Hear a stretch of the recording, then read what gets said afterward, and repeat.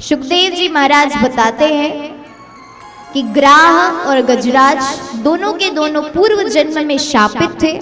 ये जो ग्राह था ये पूर्व जन्म में हुहु नामक गंधर्व था। लोक मनोरंजन का कार्य करता था, सभी को हंसाता था। अब एक दिन यहाँ पर उसने महर्षि देवल का अपमान कर दिया। महर्षि देवल भगवान सूर्य को अर्घ्य दे रहे थे सरोवर में, तो हुहु नीचे जाकर के महर्षि देवल के पैरों को पकड़ लेता है मस्ती मजाक करते हुए, और महर्षि देवल डरते डरते बाहर निकलते हैं, ये सोचकर ना जाने किसने मेरे पैरों को पकड़ लिया है। और हुहु यहाँ पर जोर जोर से हंसने लगता है, और तब महर्षि देवल उन्हें श्राप दे देता है कि तुझे पैर पकड़ने का इतना ही शौक है तो जाकर के ग्राह की योनि में चले जा। उसे श्राप दे दिया, अब वो ग्राह बन गया। हुहु ने कहा कि मैंने तो कोई बुरा काम किया नहीं है, आपके चरण ही पकड़े हैं। तो महर्षि देवल ने कहा कि ऐसे ही चरण पकड़ते पकड़ते तुम्हारा उद्धार हो जाएगा, और इसलिए यहाँ पर गजराज का चरण पकड़ते हुए ग्राह का भी उद्धार हो गया। गजराज इंद्रद्युम्न नाम का राजा था, और इन्होंने अगस्त्य मुनि का अपमान किया था, इसलिए अगस्त्य मुनि ने उन्हें श्राप दे दिया कि अहंकार गजराज की तरह लेकर के तुम बैठे हुए हो, इसलिए गजराज की योनि में चले जाओ। और वो फिर गजराज बन जाता है। और इस तरह से श्रीमद् भागवत महापुराण में गजेंद्र मोक्ष की कथा का सुंदर वर्णन करते हैं व्यास जी महाराज।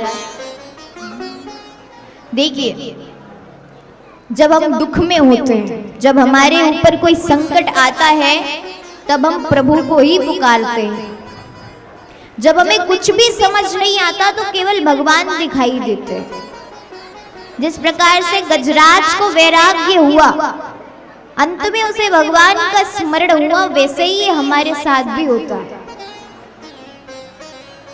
इसलिए भगवान चाहे सुख दे या दुख दे, सभी को उनकी कृपा समझ करके स्वीकार करो। और अगर वो दुख दे रहे हैं तो हो सकता है आगे चल करके इतना सुख देंगे कि हम संभाल नहीं पाएंगे।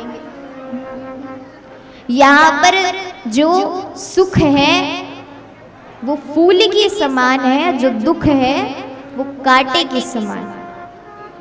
मैंने अपने क्लास 10th के बुक में एक पाठ पढ़ा था हिंदी में, जीवन एक झरने के समान, पिछले साल 10th में। तो उसमें ये बताया गया कि जो हमारा जीवन है ना वो एक झरने के समान है। झरने के दो तट होते हैं, एक इस साइड एक इस साइड, और दोनों तट कभी भी आपस में नहीं मिलते। लेकिन झरना क्या करता है, वो हमेशा बहता है। तो जो दो तट है ना, वैसे हमारे जीवन में भी दो तट होते हैं, सुख और दुख।